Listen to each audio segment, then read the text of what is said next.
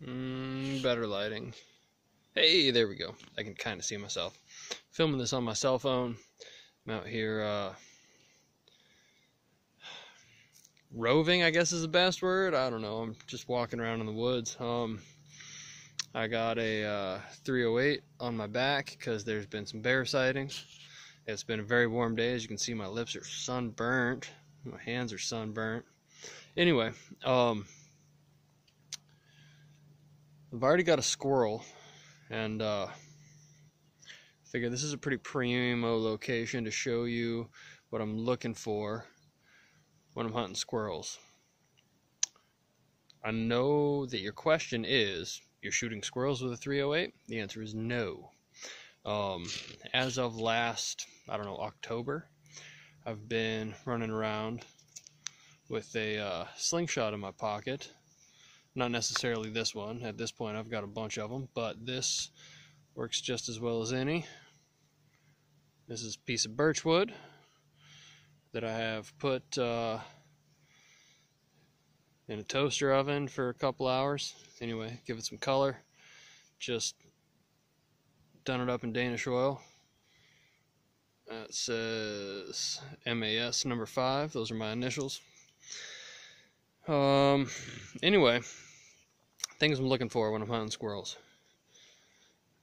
I follow chatter. If I hear them, I'll go move to where I think they're at and then find a spot to sit down and chill. And they'll usually get pissed off enough to come find me. And 2, I look for stuff like this. Give me a second to flip this camera. Alright, as you can see here, there's just a little bit of spruce cone droppings here. And as soon as I find that, I start looking around a little bit. And come down the same log. That's a little heavier, right? They're sitting there a little bit longer. Looking for, sitting there a little bit longer, eating a little bit more. And as we go down this log, they get a little bit denser and denser and denser. Now, if you just keep looking around, within like 15-20 yards of this, there's going to be a midden. And that midden is like the home base for a female squirrel. This time of year, you're going to find males and females hanging out at these middens because it's season. But as you can see, like that is a pretty prominent midden, and there will inevitably be squirrels here coming to run me off within 10 minutes. So what I'm going to do is I'm going to sit on this log with my slingshot ready and just wait. And sure enough, like, there will be a squirrel that comes down this tree or somewhere in this mess of trees and lets me know what time it is. Maybe I'll get it on film. I'm doing this with a cell phone, so shooting a squirrel with a slingshot while holding a cell phone is not really a realistic endeavor, but maybe I'll check in with you afterwards. Anyway, that is a midden. As you can see, they've got holes in and out all over. There will be a squirrel here. Whether it pops up out of the ground or comes down out of a tree, I don't know, but give it 15 minutes and they'll be here rattling and chattering. Peace. Alright, it has been 3 minutes.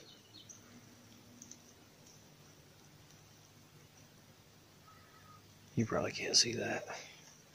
There's a squirrel right there in this tree. It's come down. Decided to let me know it's time for me to leave. I'll see if I can't find a place to set this camera down. This cell phone.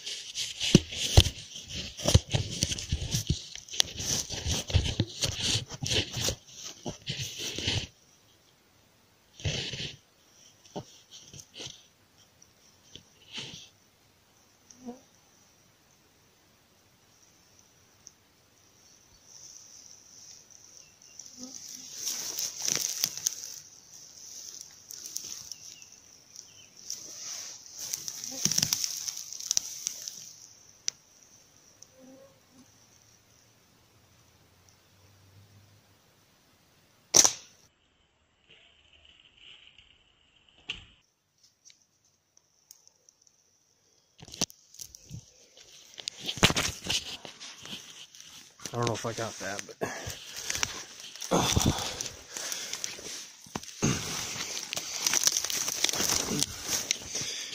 here it is, real time.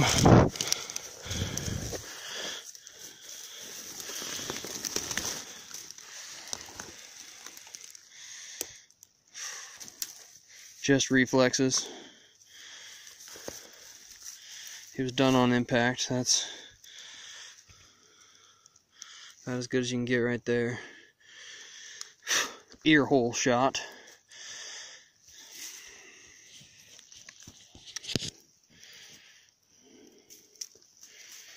That's a au naturel birch frame, .72 latex, warrior pouch, 410 caliber lead. At about, I don't know, 10, 12 yards. Again, just sitting on a midden and waiting. Eventually they show up and let you know they don't want you there. What's up, everybody? Forgive me. As you can see, there's plenty of mosquitoes. Anyway, I've been out here sitting on middens. I've been at it for like 2 hours. I already got a hat trick with the birch natty. I'm sure you're going to see this plenty more times in this video. Anyway, I think I got one on camera. If not, I got it close to on camera, close enough for you to see that it was a one-hitter quitter. But yeah, that's what we're working with. It's a stick with a fork in it that is rough. You know, I just whittled the bark off of it, and I kind of like the texture, so I let her rock. These, you know, from outside edge to outside edge is 4 inches, which works just primo for my aiming. And yeah, that's 1 inch here, 3/4 inch here, and I'm shooting 410 caliber lead balls. As you can see, they're not like pretty. I don't tumble my ammo. There's little bits on them still that I'm sure there will be some people in the comments to talk about how much they affect accuracy. But I'm not shooting dimes at 30 yards. I'm shooting squirrels at 15 to 20. Anyway, people have been asking me how I carry my slingshot and carry my ammo. I live in Alaska, where Carhartts are life, and this is how I carry my slingshot. Carhartts have a slingshot carrying loop, which was probably meant to be a hammer loop, but in this case, slingshot loop. Ooh, we got a raindrop on the lens.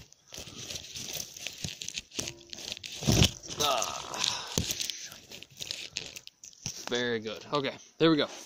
Slingshot. My bands are 6.5 inches, which gives me just enough tension to tuck my pouch on the bottom, and I put it in my loop, and then into my ruler pocket, like so. Psych. I do it like this.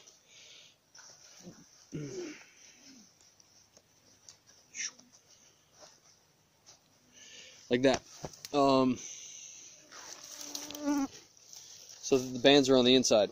That way when you're running through the brush and stuff, you don't fray up your bands and cut your band life in half. If I would left it like I did the first time,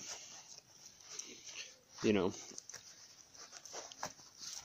every piece of brush I'd go by would drag on these, and you'd end up tearing up bands. So put them on that side.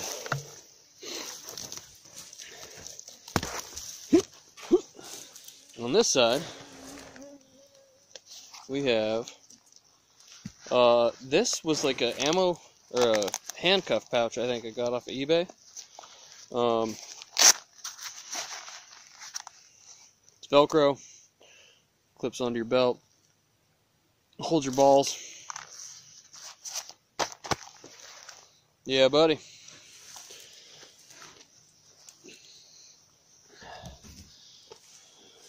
.308 over the shoulder, because bears exist, and there's a lot more meat on a bear than there is on a squirrel. So most of these videos you see me, I'm bear hunting, not squirrel hunting. I just see more squirrels than I do bears. Thank you. Goodbye. You know what irritates me? This. What kind of asshole leaves this on the ground in the middle of a trail? There's like 8 people who use this trail. Pick your shit up. That is a goshawk. Right above me in this tree is its nest.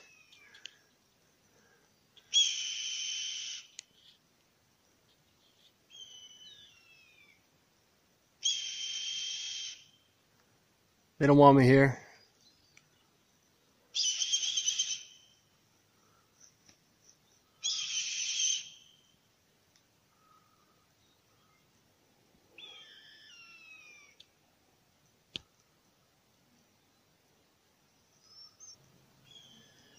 Swooping and screeching.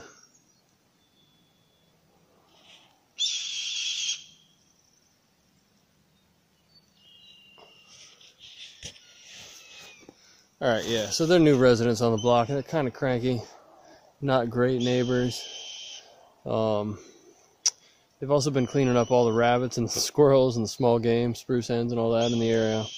So I'm not super stoked to have them, but they're pretty cool. So we leave them be, despite the fact they just like to yell at you as soon as you come close. I've been here long enough. You probably won't be able to pick it up because I'm using my cell phone camera, but there's a bunch of chicks up in this tree squeaking pretty good. So mom and dad are cranky. I'm gonna move on. See ya.